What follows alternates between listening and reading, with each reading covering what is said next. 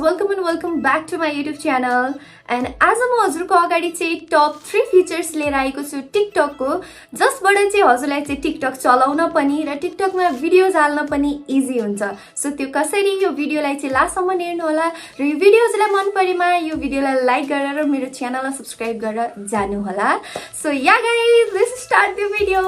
र पहिलो फिचर रहेको छ, हजुरले चाहिँ टिकटकमा भिडियोजहरु हेरिराख्नु भएको छ, कुनै भिडियो लङ हुन्छ र कुनै भिडियो सर्ट भयो भने पनि एकदम फास्ट प्ले भइरहेको हुन्छ। सो त्यो भिडियोलाई चाहिँ हजुरले राम्रोसँग प्ले गरेर कसरी हेर्न सक्नुहुन्छ, जस्ट लाइक हजुरले स्लो र फास्ट गरेर कसरी हेर्न सक्नुहुन्छ। सो हजुरले जुन पनि भिडियो हेरिरहनु भएको छ त्यो भिडियोको चाहिँ शेयरको अप्सनमा क्लिक गर्ने, त्यहाँ क्लिक गर्ने बित्तिकै स्क्रल गर्ने बित्तिकै त्यहाँनिर हजुरले प्लेब्याक स्पिड भन्ने अप्सन देख्नुहुन्छ, त्यसमा क्लिक गरेर हजुरले आफ्नो भिडियो या अरूको भिडियोजहरु स्लो फास्ट गरेर हेर्न सक्नुहुन्छ र त्यहाँनिर स्पिडहरु दिएको छ र स्क्रिनमा पनि हजुरले देखिरहनु भएको छ। सो आई होप हजुरले चाहिँ यो फिचर युज गरेर टिकटक चलाउनलाई इजी हुन्छ। अब दोस्रो फिचरको कुरा गरौँ। यो फिचरबाट चाहिँ हजुरलाई कुनै कुरा मन पर्दैन, कुनै वर्ड मन पर्दैन र कोही मान्छे मन पर्दैन भने चाहिँ उहाँसँग रिलेटेड र त्यो वर्डसँग रिलेटेड भिडियोजहरु हजुरको फर यु र फलोइङमा आउँदैन। सो त्यो कसरी, हजुरको प्रोफाइल माथि चाहिँ 3 डटमा क्लिक गर्ने र तलपट्टि हजुरले स्क्रल गर्दै जाँदाखेरि कन्टेन्ट एन्ड डिस्प्ले भन्ने अप्सन देख्नुहुन्छ।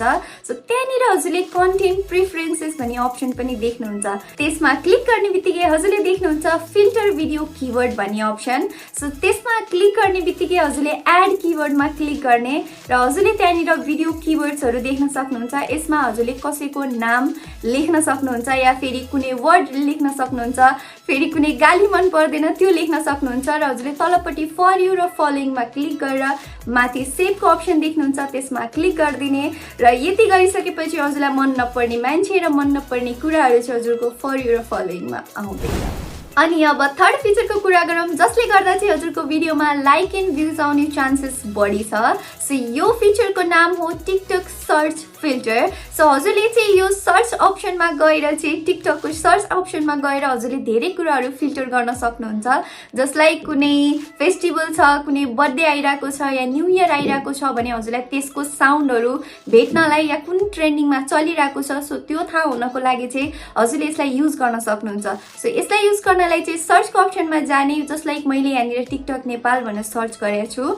अनि हजुरले चाहिँ साइडमा फिल्टरको अप्सन देख्नुहुन्छ, त्यसमा क्लिक गर्ने बित्तिकै 3वटा अप्सन देख्नुहुन्छ, सर्ट बाई, भिडियो क्याटेगोरी अनि डेट पोस्टेड।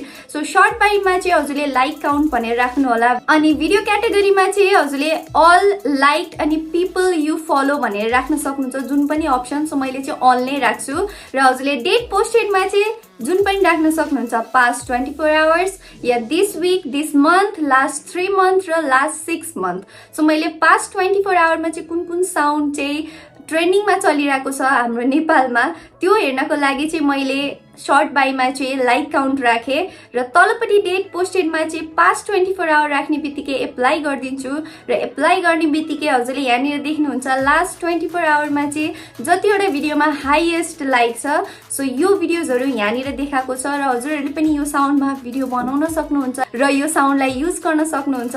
सो यसले गर्दा चाहिँ हजुरको भिडियोमा चाहिँ लाइक एन्ड भ्युज आउने चान्सेस बढी छ। सो मैले चाहिँ यो टिकटक सर्च फिल्टर त पहिलेदेखि युज गर्थे। सो आई होप हजुरलाई यो हेरिसकेपछि थाहा भयो र हजुरहरूले पनि युज गर्नुहोला।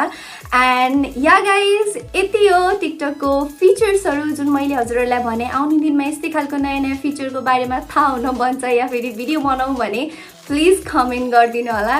And thank you so much for watching and bye guys.